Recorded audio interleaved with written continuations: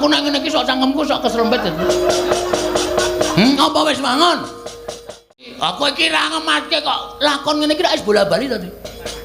Kowe ngetokke Kurawa ya kalah terus to. Kok isih arep ngetokke Kurawa? Kowe iki pati goblok banget pisan.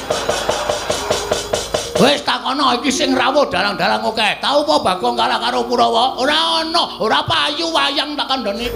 Kowe ngetokke Kurawa ya kalah terus to. Kok isih arep ngetokke Kurawa? Kowe iki pati goblok banget pisan. Wis takono iki sing rawuh dalang-dalang akeh. Tau apa Bagong kalah karo Kurawa? Ora ana, ora payu wayang tak kandhane. Ning mesti menang. Ning sak gedhakan iki durung karuan. Kana dibariske Kurawa. Tak trajang ijen ora mundur Kurawa jendundang Bagong. Iki merganing pati. Ah, kowe iki kesuwen. Nek ngene iki mau langsung muni gamerane terus kowe metu terus suasanane iki tegang. Patih klemak-klemek ora. Kono gawe lemper kono. Prek. Kurang-kurang bejane urang tutuk masa periodemu wis disogok rakyat saka ngisor gledhak saka kursi. Muni wae. Kowe aja nyepelekke kawula ngene iki balaku akeh.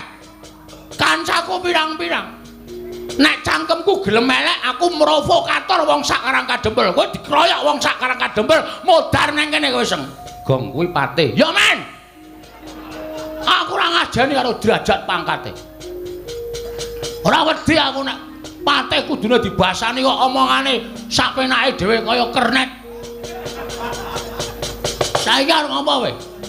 Yen ngono kowe wani karo aku. Lho, cah iki piye to?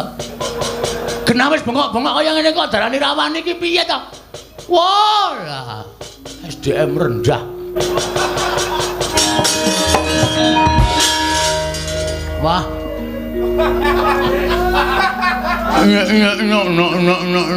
Tang tunggas.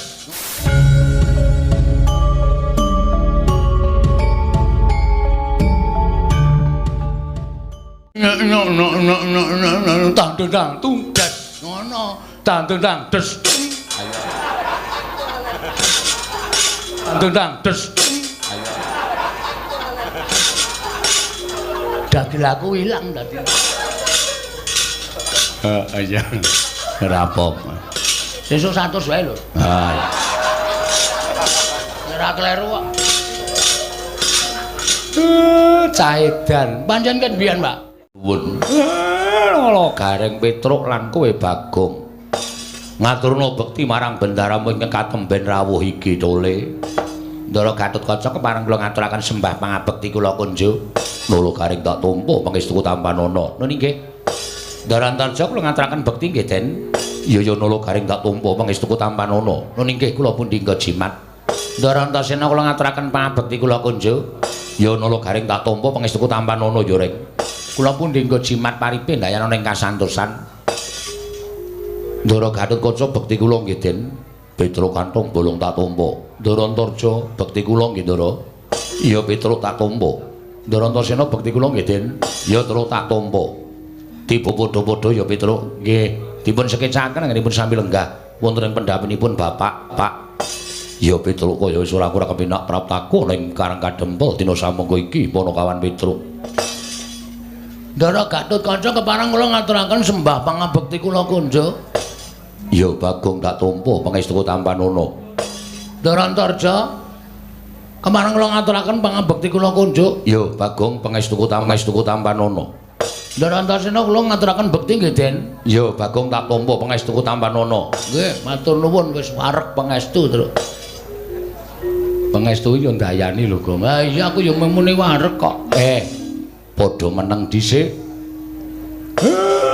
Ndara-ndaramu padha rawuh. Lah nggih wong kula ya gumun. Ora ana apa-apa, ora ana bledhek, ora ana tatit kok Ndara Gatotkaca, Ndara Antarja, Ndara Antasena rawuh teng Karang Kadempel. Kula nyuwun pangapunten nggih Den. Ing atase jejering Semar kula menika namung batur. Kula kok wantun ngrawuhaken lancur-lancur Pandhawa pepunden kula. Mila saderengipun sampeyan menika mangke kula blabari. Menapa ta wigatosipun dene kula ngantos ngrawuhaken ndara-ndara kula putra-putra Pandhawa Mboten lega raos sing manahipun ing abdipun Semar menawi dereng wonten wiyosing pangandikanipun Ndara Gatotkaca keparenga anglubirna sih samudra pangaksami dhateng abdipun Semar Badranaya. Siwa Semar ngelingi yen to Gatotkaca kuwi tau tate nampa pangudanging Siwanayantaka. Ora kitang sithik aku tau tate to udan, tau tate mbok mok.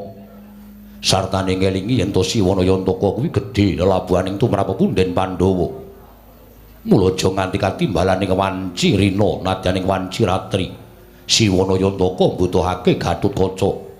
Aku lila lahir batin sowan marang Karang Kadempel Siwa Semar. Matur nuwun, matur nuwun.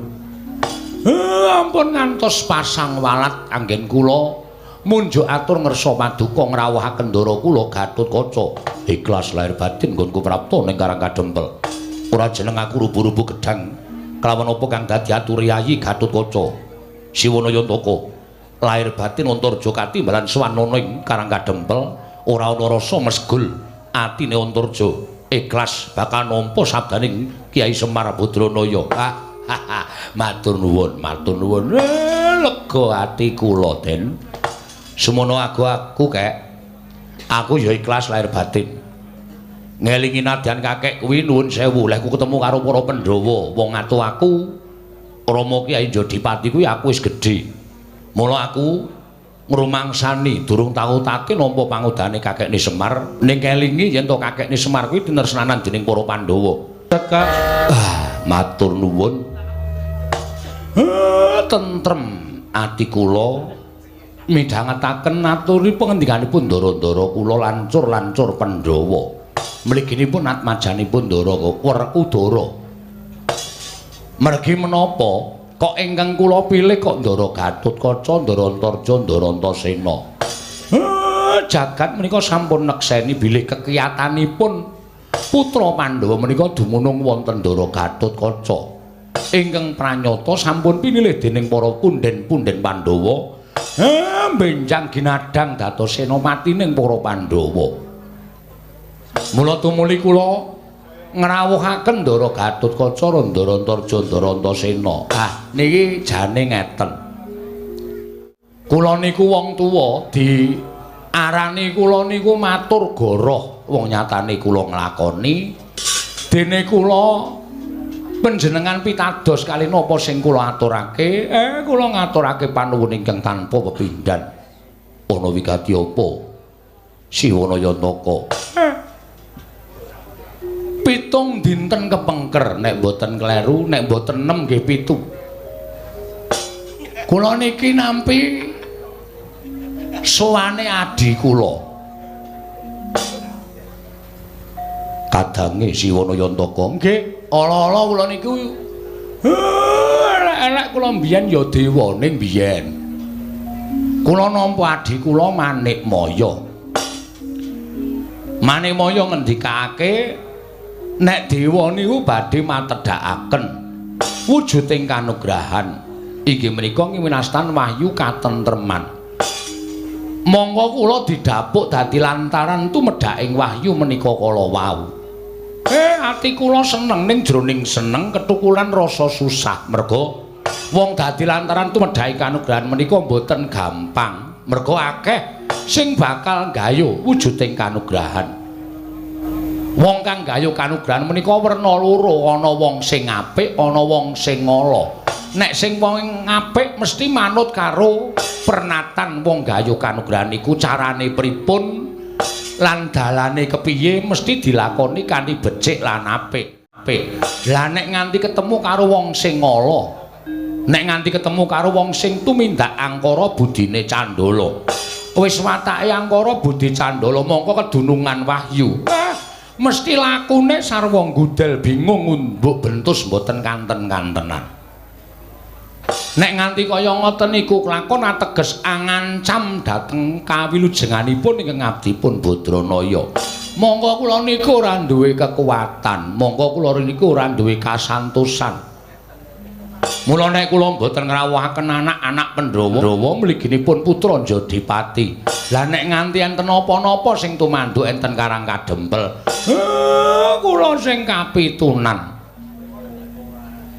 Kakek Semar duwe anak 3 to. Wah niki mung mangane tok.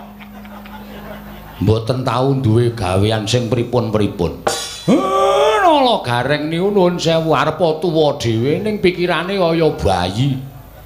Petruk niku arepa sentosa dhewe, gelem tumandang ngibarate kaya wujuding manuk merak nika gelem ngegarake buntute katone ndah nek wis diwenehi pakan niku watake Petruk. Luwe-luwe Bagong. Bagong niku anak sing paling wani kalih kula. Nek kula kongkon malah mendelik matane. Sajak kaya ora kepengin didhawuhi karo wong tuwa. Mula mboten nonton sing kula jagake kejaba amung sampeyan klebet miturut pemanggih kula lho Den, miturut pemanggih kula lan ancasing gegayuhan kula. Kula mboten badhe selak kalih batin kula. Upama kula niku dadi lantaran tumedhaking kanugrahan, kula kepengin nek wahyu niki mangke ditampa dening momongan kula para Pandhawa. Niku karep kula. Ning gandeng kula menika ming wujuding titah, kula menika ming batur ming Panakawan. Karep kula niki upama geseh karo kasunyatan lha nggih kula ora iso apa-apa ning sing kula karepke Pandhawa sing nampa. Yen Pandhawa iso nampa wayu katentreman nah kula pitados negari Ngamarta mboten badhe wonten sambi kala menapa-menapa. Kawulanipun bados ayem tentrem tetunggalan manunggal sayuk rukun tunggal cipta rasa karsa lan karyane ngangkat karyaning praja ndadosaken negari Ngamarta saya kalukengrat hanjayeng-jayeng bawana menika karep kula. Mula karep niki supaya iso klakon ya sampeyan kudu melu cawe-cawe babagan anggen kula dados lantaran tumedhaing kanugrahan. Sranane sampeyan kula suwuni supaya dados bebetenging Karang Kadempel. Bebetenging Karang Kadempel supaya njaga kawilujenganipun Semar Badranaya. Nek ana wong sing angkara murka, wong sing tumindak candala kepingin kedunungan wahyu.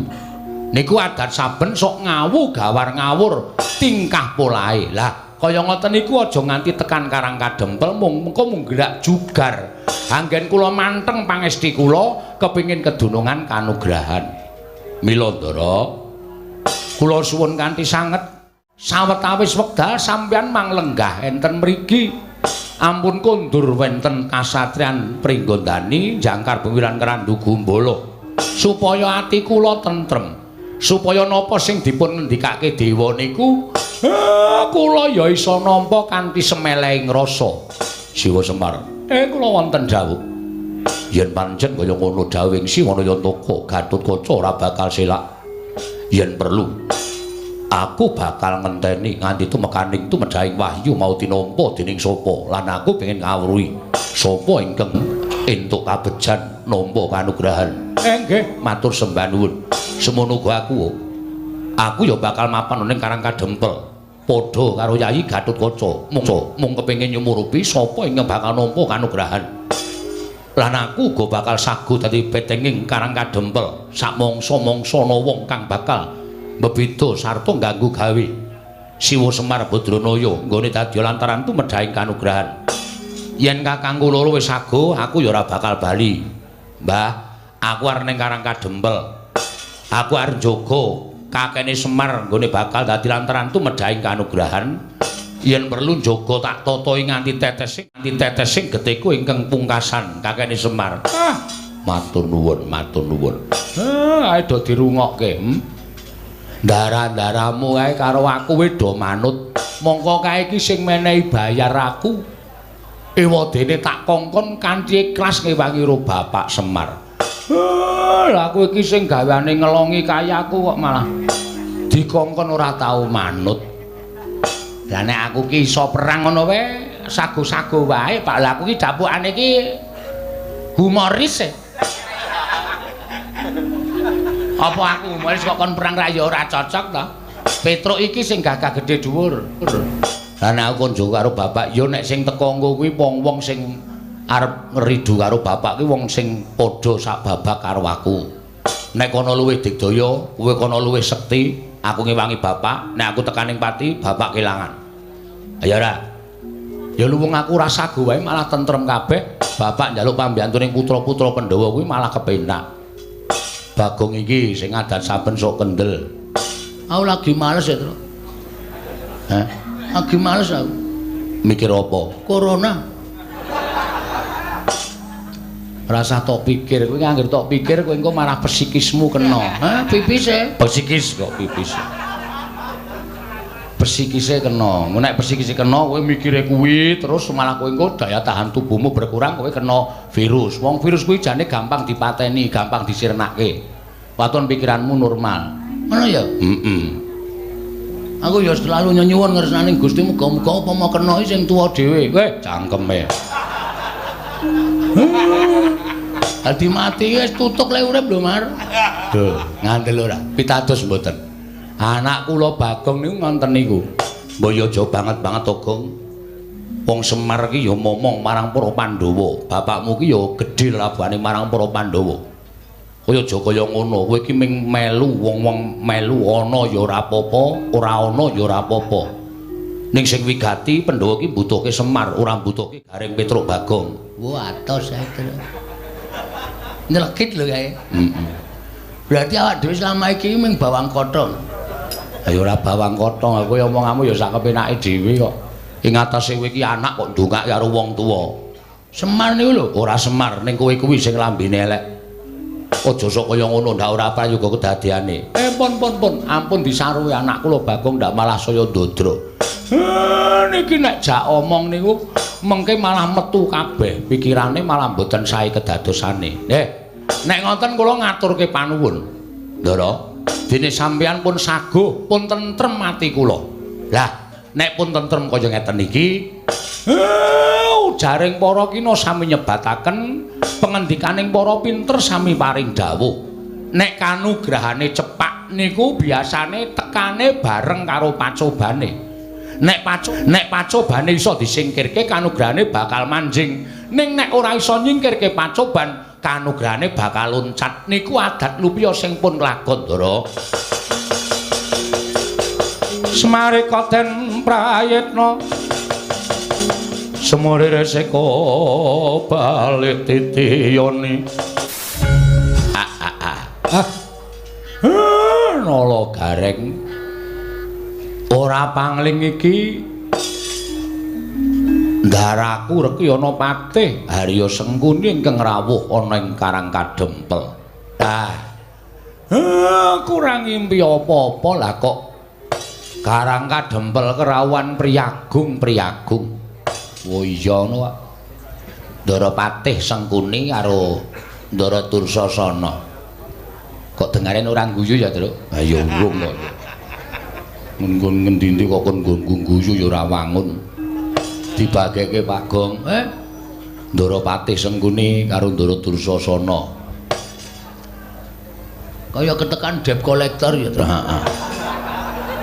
Lho anggepe bapak iki diutang Rumestina apa piye? Rumah saku kok ora ana apa jenenge iki pasuryan utawa rai sing nyenengke. Lah iya. Beda nek ketemu ndara-ndara Pandhawa kae, Ndara Janaka kae arep luruh ning ya penuh senyum. Mesti mesem. Ndara Werkudara kae kondang le angker, kondang le kereng ning mesti mesem. Iki kok wong loro kok mbesengut terus raine. Kaya dikucir iki semen. Timbalana, Pak. Kowe menengo dhisik. Aku tak diem. Nuwun sewu. Kula ngaturaken sembah pangabekti kula kunjuk Ndara Patih. Iya, Semar ndak tompo. Pangestuku Tampanana Panakawan. Nggih kula pundi nggo jimat paripe dayanana ing kasantosan. Ndara Dursasana kula ngaturaken bekti kula kunjuk. Iya, Semar. Tak tompo ora liwat pangestuku Tampanana. Kula pundi nggo jimat paripe dayanana ing kasantosan. Ndara Patih Sengkuni bekti kula ya nala garing tak tampa pangestuku Tampanana. Ndara Dursasana bekti kula wah nala garing ya tak tampa. Sirahmu saya cilik. Nggih. Karang kahanane kaya ngenten iki wong keserakat kok, Den. Wong mboten gadah niku ya wis kurang vitamin. Oh, lah iya mangan sedina pindho, rebutan karo anake. Nggih mboten napa-napa. Pun kula lakonane. Ndaropati bekti kula. Iya Peter ndak tampa. Ndara Dursasana bekti kula Den. Oh ya, sing ketok gagah dhewe ming Petro. Ketok sehat dhewe. Pangestuku tampan ana, Tru. Nggih, kula pundi nggo jimat paripe. Ndaropati bekti kula. Iya, Bagong tak tampa. Ndara Dursasana bekti kula. Kowe iki rasah guyu, Gong. Gayengke. Engko dikira ora ngabekti. Wah, caidan. Bendoro guyu kok ditirokke. Aku ya edan. Lho. Ngawur ora. Guyu dhewe. Pangestuku tamparana, Bagong. Nggih, kula pundi kasihan. Paripe dayanana ing kasantosan. Lho. Edan ora. Wis aja nesu lho, Dur, aja nesu. Bagong kae pancen watake kaya ngono kae. Nggih, mboten napa-napa. Enten apa Gusti Pate? Semar. Ingkang sepisan aku tilik marang kararjanmu. Sak kulawarga. Nggih, matur nuwun. Syukur dene bareng aku prapta ning Karang Kadempel, kowe lan kulawargamu tansah pinayungan marang panguwasaning Gusti ndadekake bombong atiku. Ya mung bareng aku munggah ana ing pendopo padukuhan kok rasaku kok banjur duwe rasa ternyuh marang kowe. Ternyuh sebabe napa? Aku tak takon karo kowe le suwita Pandhawa kuwi wis pirang taun? Mboten iso diukur nganggo wilanganing hitungan. Kula wis suwita ali ndara-ndara kula Pandhawa niku paribasan pus puluhan taun. Lho la iya. Ing atase Pandhawa kuwi duwe abdi jenenge Semar lan sak anak-anake. Kowe suwita karo Pandhawa kuwi wis puluhan taun. Aku keri dhewe sowan utawa prawuh ana ing Karang Kadempel kuwi tak kira ya wis puluhan taun. Wiwit biyen tekan saiki kok nuwun sewu, kahananmu kok ora ana undhakane. Kahananmu kok mung sarwa sekeng, sarwa ora duwe, sarwa kecingkrangan uripmu. Bale wis mamu ya ora mundhak apik, omahmu ya ora mundhak becik, ya ming popok kaya ngene wae. Kosik to, aku tak takon karo kowe, jane Pandhawa ki gatekke karo kowe apa ora lho? Jane Pandhawa ki gatekke karo kowe apa ora? Pandhawa ki tresna karo kowe apa ora? Yen lumrah Pandhawa kuwi wis padha mukti ngawibawa Nyakrawati ning negara Ngamarta. Ora kok ming buru karo kesenengane dhewe ning ya mulat karo kahanan abdine kaya ta kowe lan sak anak-anakmu. Kowe uripe kecingkrangan, kowe uripe keserakat tanpa entuk bantuaning para Pandhawa. Ketitik aku iso omong kaya ngono merga omahmu ya mung wujude kaya ngene kae biyen tekan saiki ora mundhak-mundhak. Pendapamu wis daya ngulon ya ora dijejeke. Apa kaya ngono kuwi Pandhawa duwe rasa gatekake marang abdine. Ewa semono aku tak takon karo kowe.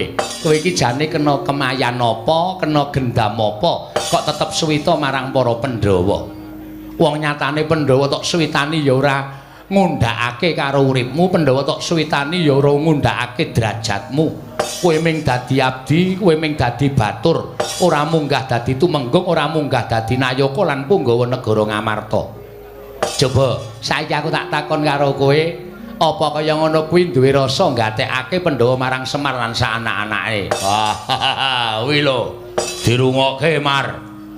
Ora ming waton buru karo kekarepamu dhewe. Saiki tak takon, ngendikaning Paman Sengkuni kuwi bener.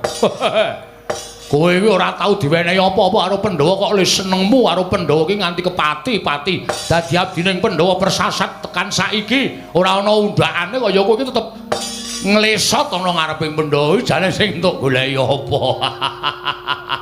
Wah, pendapa sepira taun iki ya malah pendapa kok payone gendeng separo, plastik separo. Iki apa pantes dadi papan panggonane abdining Pandhawa ingkang tuhu dadi satriya ingkang kondhang kalukengrat. Oh, bronjong. Bronjang sapa? Baladupa. Iya. Iya pancen bener. Lah kuwi kudu tok gatekake, Mas. Oh. Biyen-biyen nek kowe gelem melu Kurawa, biyen-biyen nek kowe gelem diboyong nang negara Ngastina, wah, saiki wis ditretes sinten mripatmu. Wis nganggo jarik ingkang sarwa prada, omahmu mesti wis akeh ora mung siji, nanging pirang-pirang nggon. Apa sing mbok jaluk dening Koko Prabu Duryudana bakal dituruti. Ora kok sekeng kaya ngene iki, ora kok melarat kaya ngene iki. Ra yo ngisin-isinke lho. Abdi Pandhawa kok ora duwe apa-apa. Ya bener, sawah Tegalmu kuwi jembar.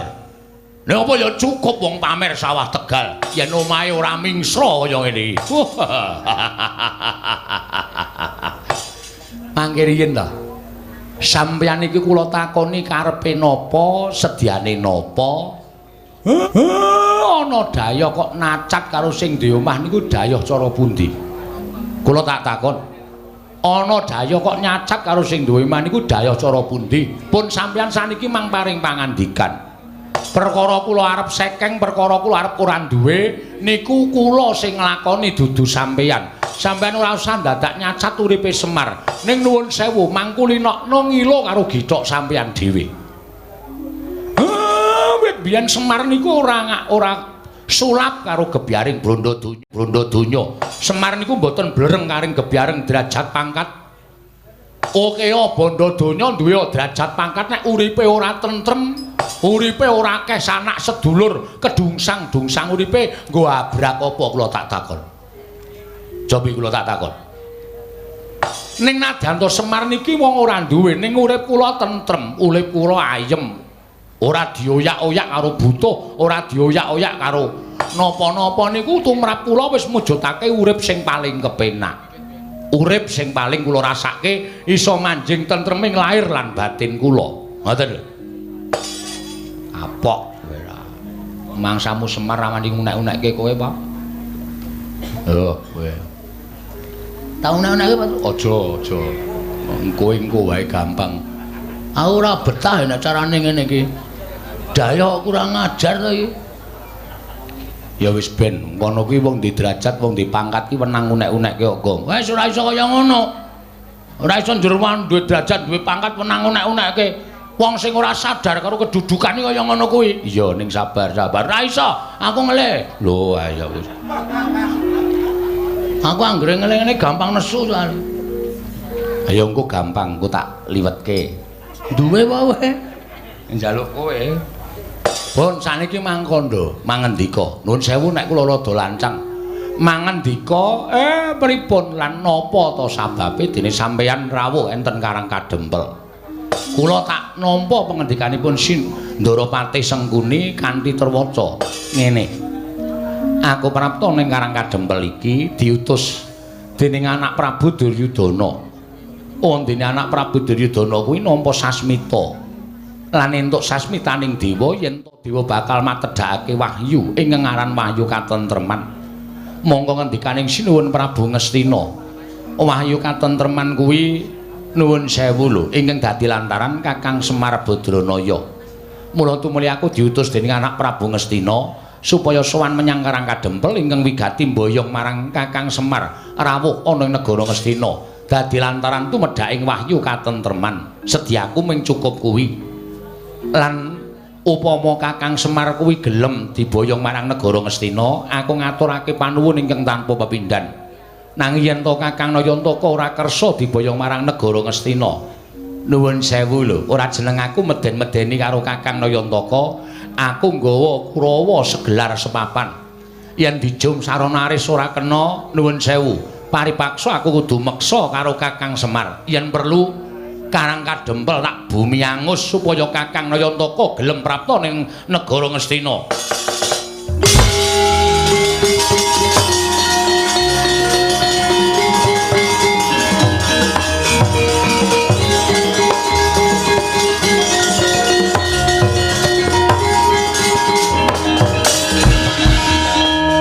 Bagong arep ngopo kowe?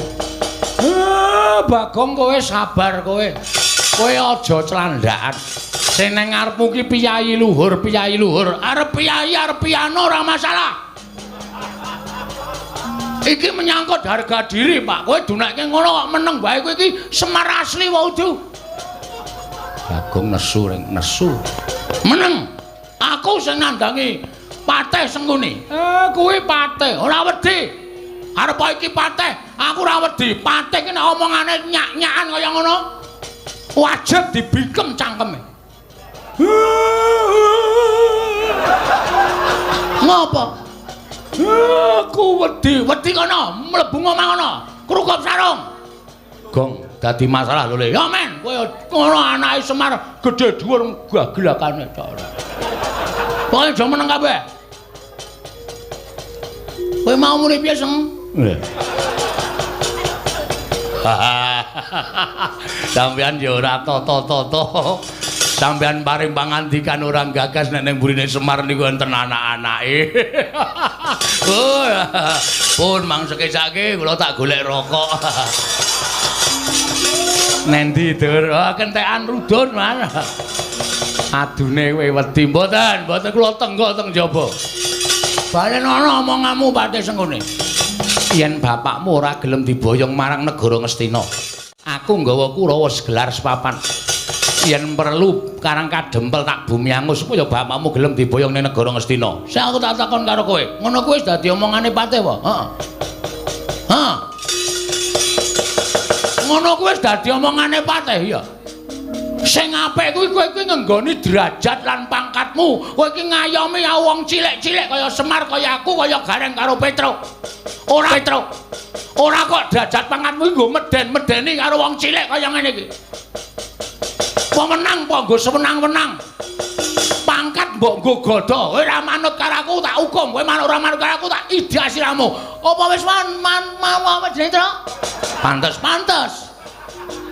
Aku nek ngene iki sok cangkemku sok keserempet. Apa wis mangon?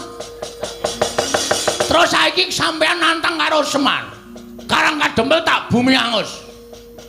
Kowe nek omong ngono kuwi kudu ngematke ni. Ngematke. Mburi ki nang Bagong apa ora? Aku ki ketua Linmas Karang Kadempel. Dadi nek kowe ngrasani Karang Kadempel arep gawe bumi angus ki padha karo kowe ngilani jadane Bagong kowe. Aku nek wis nesu ngene iki ora wedi karo sapa-sapa. Aja kok menungso. Pait aku mung siji, aku bener. Nek aku bener aja kok menungso. Dewa mudhun kowe tak tantang. Hah? Ora percaya apa? Semar ki dewa, bola-bali tak tantang. Ya, Pak ya. Heeh. Iki Sang Hyang Ismanto, Ismaya, ha? Ismaya. Iki bola-bali tak tantang iki mergo aku bener, bapak salah. Bapak nyatane ya ora wani. Ha komeng Patih. Kowe iki alah nini. Kowe iki nek ndek derajat pangkat kowe suwi-wiyah karo wong cilik kaya ngono kuwi tak omongi wis to. Kowe iki ora langgeng lek mudhar duwe derajat pangkat. Ora langgeng. Kurang-kurang bejane urang tutuk masa periodemu wis disogok rakyat saka ngisor gledhak saka kursi. Muni wae. Kowe aja nyepelekke kawula ngene iki balaku akeh. Kancaku pirang-pirang. Nek cangkemku gelem elek aku provokator wong sak Karang Kadempel. Kowe dikroyok wong sak Karang Kadempel modar nang kene kowe Seng. Gong kuwi Patih. Ya men. Aku ora ngajeni karo derajat pangkate.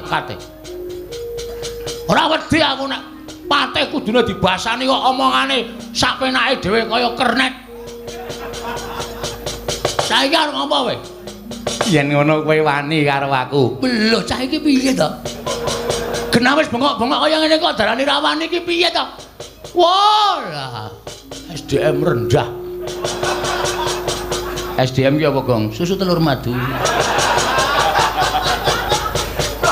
Sumber daya manusia, sumber daya pemberdayaan manusia. Ayo muni awe. Kowe wani mungsuh Kurawa. Aja kok Kurawa 100. Anake Kurawa kon maju kabeh. Kon sisan kroyok Bagong. Nek aku nganti kalah karo Kurawa, nglalu aku tanda. Aku golek wong kena corona tak sedot virusé. Mati aku. Asli kuwi. Asli, aku iki ra ngematke kok lakon ngene iki ra wis bola-bali to. Kowe ngetokke Kurawa ya kalah terus to. Kowe isih arep ngetokke Kurawa. Kowe iki pati goblok banget iki. Wis takono iki sing rawuh dalang-dalang akeh. Tau apa Bagong kalah karo Kurawa? Ora ana, ora payu wayang tak kandhani. Ning mesti menang. Ning sak gedhakan iki durung karuan. Kana dibariske Kurawa. Tak trajang ijen ora mundur Kurawa aja tundang Bagong. Iki merganing pati. Ah, kowe iki kesuwen. Nek ngene iki mau langsung muni gamelane terus kowe metu terus suasana-suasanane iki tegang. Patih klemak-klemek ora. Kono gawe lemper kono. Prek. Ate padake wong rewang. Ayo mau mundur ora mundur. Aku sing arep ngajar karo kowe, Pak.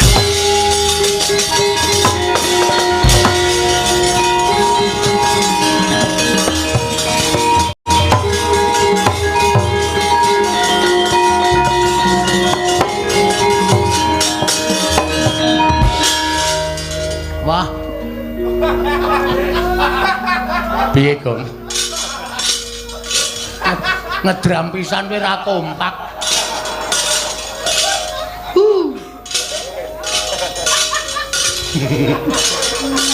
Ya disabar-sabarke.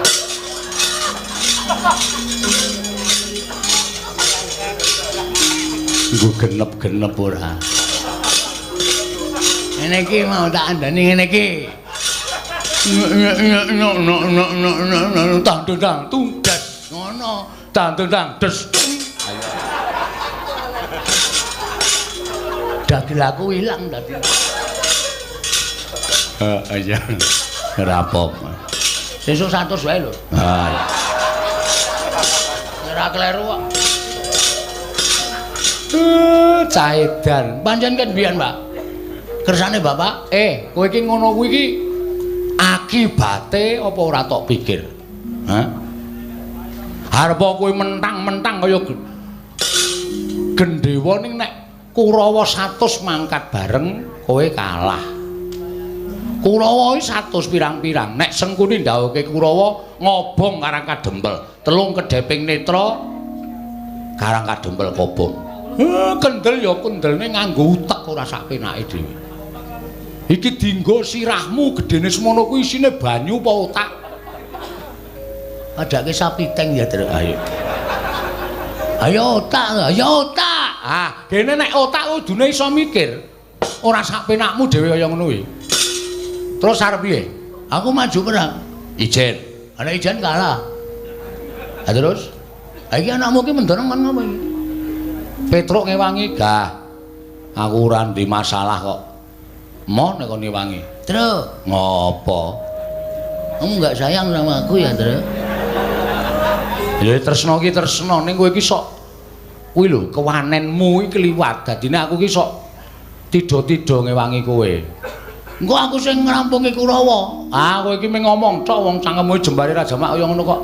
Kowe iki mung suarane tok sing tumandang aku sing lara, aku sing ngrasake diajar Kurawa. Gah, aku tak ngasuh bengi iki. Truk, ngopo? Engko rasa nyaur utangku wis. Ora moh. Moh.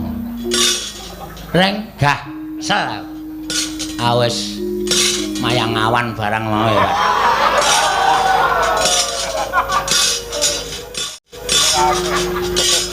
Kesel aku. Wis tak tik sewengi. Naskahe. Aku ngetik naskah apa? Beranak dalam kubur. Ayo ora ono lakon wayang kok beranak dalam kubur ora. Ngawur wae. Ayo piye? Kowe aja ming plonga-plonga kowe. Kudu tanggung jawab. Waduh. Wit. Ngopo kok? Kae wong telu sing dene mburi kae ora dimanfaatke. Sapa? Lho, Ndara Gatotkaca, Ndara Antarja, Ndara Antarsena. Njur maksudmu? Ora iso dijaluki bantuan wong wis saguh gawe tentreming Karang Kadempel. Aku mau matur. Aku ya mau matur. Tak omong.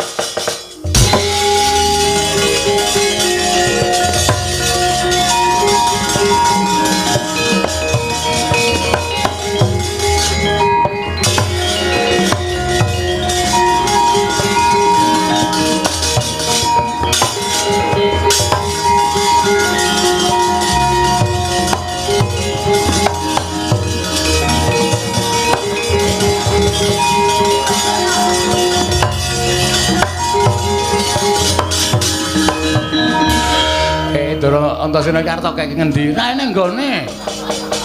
Bagong Kidan dieret-eret kok ora iso ditras ditancepke. Ah ditancepke nggone sampean angel. Sampean ki canom kok ditancepke angel ora jamak-jamak. Pun riki mawon. Iya. Nggari ki. Malang kerik. Iya. Ndoro Antasena ya manut wae ya. Aku komandan Linmas e. Ha iya. Ana apa Bagong? Sampeyan mau teng mburi dong apa? Jagongan karo Kakang Mas Antarja. Karo Dimas Antasena. Ngrembug napa? Kuwi perkaraku ora perlu ngerti rembugane Gatotkaca Antarja Antasena. Ha, sampeyan mundur wae sampeyan prisa mboten. Sing rawuh ning Karang Kadempel. Sopo Bagong? Sopo e, Gong? Patih Sengkuni. Yang Patih Sengkuni. Heeh, anu iya. Niate Semar ora kleru, ora salah, ora luput. Arep dipateni karo Patih Sengkuni. Patih Sengkuni teng mriki wis gawa pedhang. Semar arep dibacok nek mboten kula sing temandang. Wah, Semar mati dina niki, Jaya.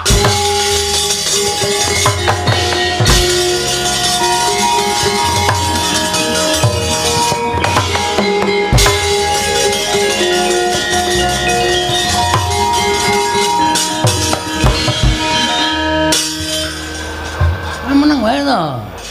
Santai. Kok yo tegel-tegele goroh. Teh ora seru-seru isa siji e. Engko ndak ngomong-ngomongke. Gong, non. Sing tomongke mau bener. Asli yakin. Mar kowe gelem ora boyong nang Ngastina? Ora gelem tak sabet pedhang tugel sirahmu. Sengune terus kula gudak ngangge gundul kula. Tiyel glangsaran. Melayu mundang Kurawa. Ketoke kok matamu ki mata ngapusi. Diar kapok ra kowe. Serius lho Mang Matke. Ya Pak ya. Pak. Ya Pak ya. Saduk tak saduk. Ya Pak ya. Iso. Ah, ngeyel. Mboten pitados. Ya, Tru. Mboten, Tru. Tru. Iya.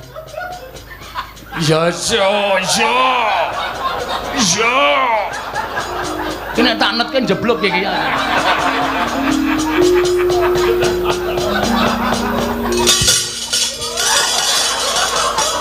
Gareng kok lunga. Gareng ra weruh matane kerok.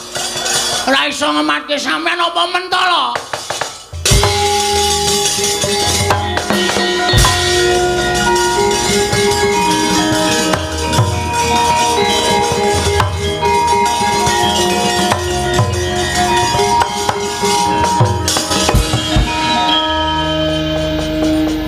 Ketawa, bapak ketawa. Panjen setan tenan. Anak telu kok sik merosal dhewe sing ngragil. Kae engko nek nganti ngerti tok apusi tanggung jawabmu lho. Oke, sing penting Kurawa semingkir sik. Perkara engko aku dikeplaki ndara-ndara ora masalah. Wong aku wis kulino dicocoki karo ndara-ndara Gatotkaca ndara-ndara nek gojek karo aku yo nganti nangani tenanan. Dirasake lho engko. Oh, siap, rasa kuwatir. Nek ngono. Sik, Pak, sik. Waduh, merono Pak ra sida mrene. Apa iki, Kang? Nggawa panganan. Arahe iki kaya mrene, Bol. Menggoknone yoga. Ha iya. Yoga iki rasa pakane mbok eman.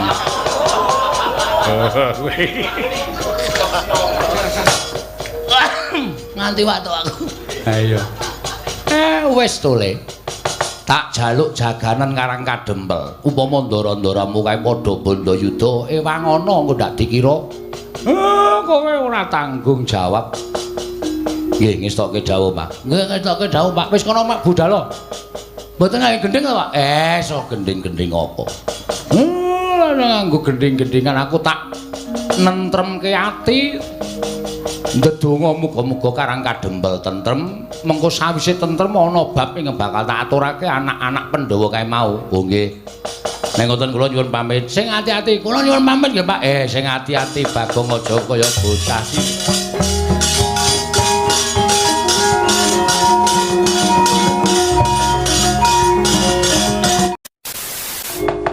Kaya ora nganggo tata krama. Mbok ya paling ora kuwi ngabekti karo wong tuwa, ora sudi aku ngabekti karo wong gerang kaya kowe. Lah kok dadi kebangetan Simbah Patih ngagar-agari pedhang karo kakekne Semar. Sing arep mbok sabet gulune kakekne Semar nganti dadi muringe anak-anake Semar. Nuwun sewu, Mbah, sampeyan kuwi duwe tata krama ora, duwe unggah-ungguh ora. Nek pancen duwe sedya, duwe karep kuwi aja banjur nggunakake cara kasar. Bejo, iki anak-anak Pandhawa mapan ning Karang Kadempel. Mula kanthi pelapurane anak-anake Semar, yen to Simbah Patih sengkuni arep gendak sikara karo kakane Semar, aku sing ora trima. Sik ta, sing ngomong gawa pedhang ki sapa? Lho, Petro, Nun, Bagong rene. Nggih. Gong, sawu lara weteng itu. Kuwi kon rono. Aku lara weteng tenan yakin sumpah iki mbok kena aku salah mangan aku. Salah mangan. Aku mangan mie ayam sak sendoke. Wo. Geragas kok kowe. Ndarantasena merono arep miterang. Miterang perkara apa? Mau kowe ngomongke nek Ndara Patih Sengkuni nggawa pedhang ki mau kae wong loro wis kepethuk, wis genah-genahan. Ha kowe njelaske kono ben bening suasanane. Asli aku nek ora lara rono tenan, Tru, yakin. Iki lho, abing to. Heeh. Iki lara iki dipejet lara lho. Bagong sakit padarane. Seret kono rene. Kok nyeret e, Gong? Wah, jan ora mriki kemanusiaan. Masa wong lara arep diseret. Gorene, Tru. Nggih.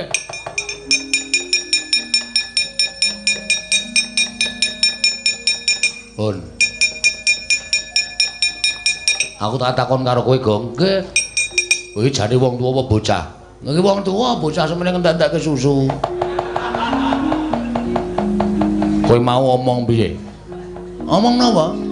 Omong nek Eyang Patih Sengkuni ngagar-agari bapakmu ngau pedhang, ngono to? Lho, Sengkunine muni piye? Kowe mbok aja gawe-gawe. Sing nyekel pedhang ki sapa? Ora ana wong nyekel pedhang kok kowe senengane gawe-gawe. Lho, mak klap mau apa, Mak? Hah? Kowe ngene iki mak klap kae pipa rokok. Udu pedhang. Wah, nggih pipa dudu pedhang. Lah terus iki piye? Piye iki do perang ora? Ya iki mumpung wis ana pencerahan lho iki. Butuhe aku ora perang ora apa-apa. Ning bapakmu kudu tekan negara Ngastina dadi srana tumurning wahyu katentreman. Oh, genah perang iki pun dantemi mawon. Lho. Dantemi perkarane apa? Genah boyong bapak kok. Nek bapak ora gelem sampean arep ngobong Karang Kadempel, ha ta? Iya, pancen ngono. Yo, pun cetha ta? Lho, nek perkara Karang Kadempel ya wis, kuwi dudu perkaraku. Kuwi perkarane wong-wong Karang Kadempel, dudu perkaraku. Nek aku belani bapakmu Semar. Nek perkara Karang Kadempel ya perkaramu, perkarane Petruk, perkarane Gareng. Yang aku njaluk ngapura. Nggih, padha-padha. Diar kowe. Kapok kowe. Truk. Maju sik wetengku lara. Ya. Nuwun sewu gandeng Ndarantasena pun boten mbiyantu kalih kula, nggih kepeksane kula sing mbelani karo bapak. Nek ngono kowe wangkal, ora menehke bapakmu, tetep kula ajeng wangkal. Nek wangkal wani karo Kurawa, biyen wani saiki wani, Mbah. Ayo buktekke anak-anak Semar karo Kurawa menang sapa? Pelakon mati dening Petruk Panggawa tak ayoni Ndara Kartomarma.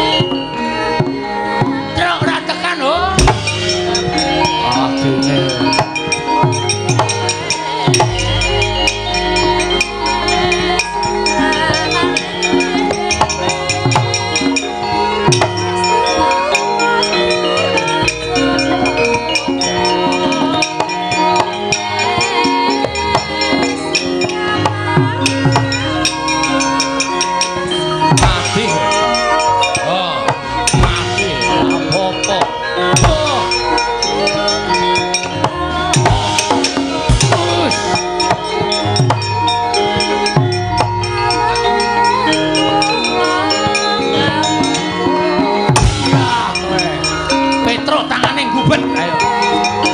Oh, iya. Oh, iya. Biar.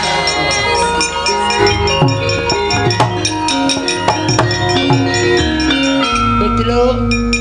Ndara Durmagati dajal kepala nyata pitelu. Kowe lajan dadak gleleng pacamu gembelo cilahmu. Ketemu karo pengilan Halya Dulmagati. Cenopati Negara Ngastina. Terus sampean tindak mriki ajeng nglablak kowe. Napa? Masangi blabak? Nglablak. Nglabrak kula. Heeh. Nek Kaltomalma Cultayu kalah karo kowe mempel. Ning Dulmagati iki cinga-cingane Ngastina. Apa? Cinga-cingane Ngastina. Lah mega tak kletak cilahmu tak gluwak dadamu jebol. Rasaku kean cangkem. Sing dadi nyatane.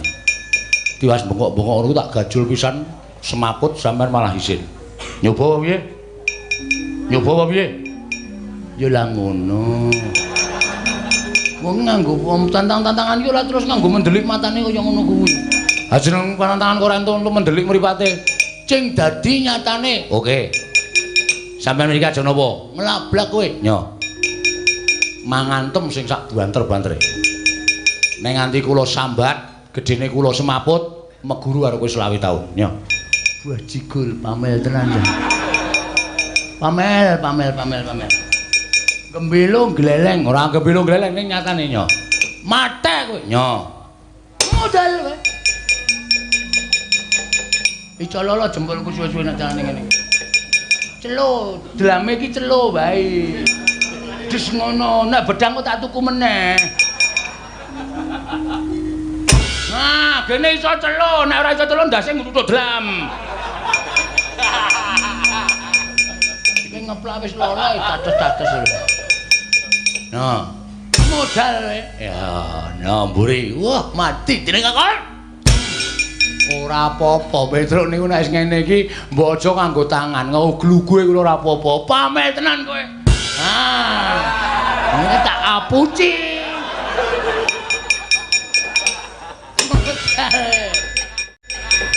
Nyamburi apa piye? Nggo gaman. Oke, tunggu ning kene. Aku duwene iki lho, Nduk. Wis sakaremu. Iki tau tanggo ngethok wit kambil pitu sedina ora rampung. Ora rampung kok pamer ora. Atos-atos. Ha ya wis ben. Nyo. Cigal cilamu. Nyo. Modal. Edian kulitmu kenyal. Dilonokke melu lono, dilanekke meneh padha karo dudut katut ngluthung. Ha iya. Mati. Aja napa golek pucokone. Ya. Aku kala-kala kowe wilang bebalang, wah nganggo kampak. Oh clewek. Modal. Wah.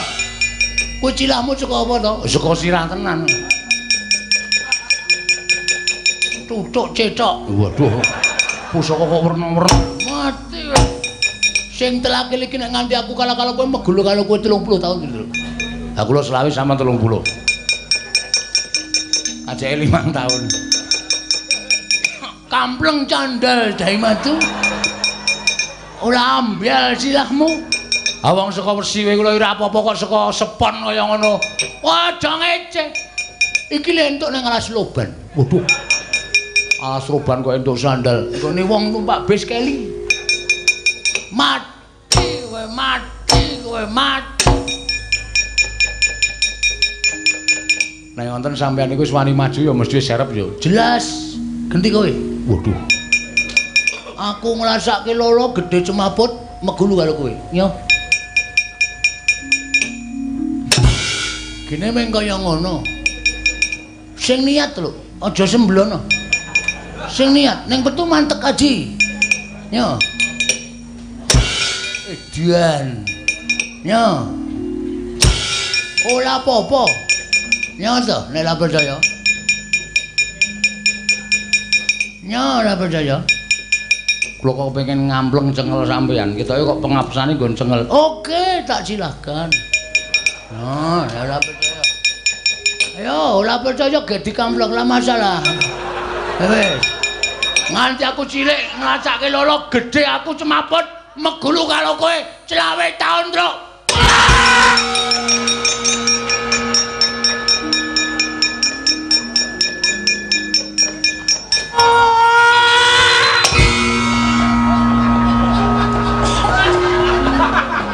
Tak kira apa ya?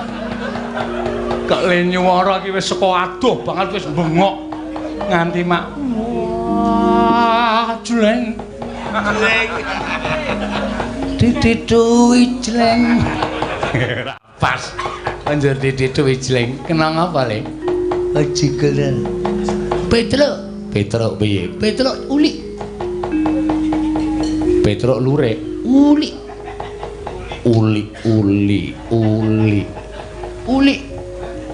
Olah jujul ngapusi tutu Petruk uli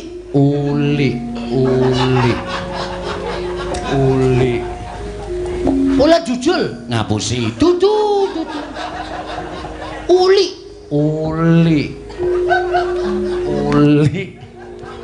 waduh aku ya bingung malam iki Petruk kula tuthuk ning dheweke niku mboten jujul len nuthuk niku njaluk tulung Bagong tegese uli ora si Bagong uli udu Petruk len nuthuk nganggo uli wah semplok utek kula man aku dhewe ya bingung ngomonganmu ki aku bingung uli ele diganti L. Ah tetep uli. L diganti L, tetep uli. Ini. Hulu pelek L ngeten. Diganti ngeten kali ngeten. Wow, Superman. Tutu. Uri. Dengkulmu melocot. Malah cengengecan lho. Petruk uli. Kok uri? Ngantem cilah kula madhep mriko adep-adepan karo Petruk. Terus dhewe ngomong kali kula. Dulu Mogati aku tok kepengin ngantem cengelmu. Ah monggo tak celenggalakke.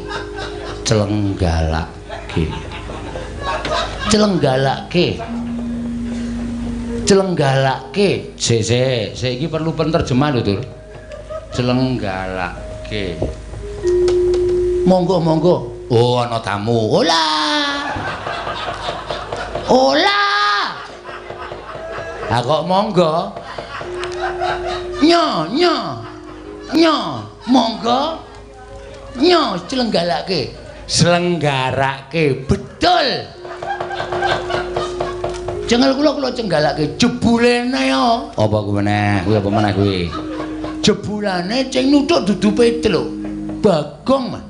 Bagong gawa palu gedhe banget tutuk ceng kula jleng, kula klekalan.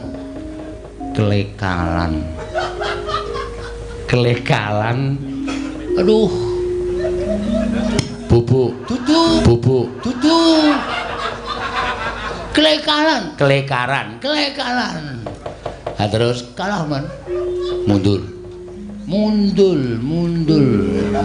Wis cetha nek kuwi dadak gawe mundur. Asem Nek cara aku isin. perkalane Petruk ki ponokawan kowe ming batur Petruk ki ponokawan kowe ming pangeran pati kok kalah karo batur iki nek karo isin. Kula kok biasa man. Ora isin. Lah isin niku nggo melem ilang. Lah masalah mudul waktu temu-temu wis kalah karo Petruk kan dadak ijen lah madang tenan.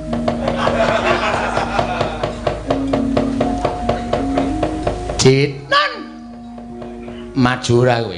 Ngomong sik. Kae Kurawa kudu mbondo karo Petruk. Patenana. Lah terus piye kula ana jalan.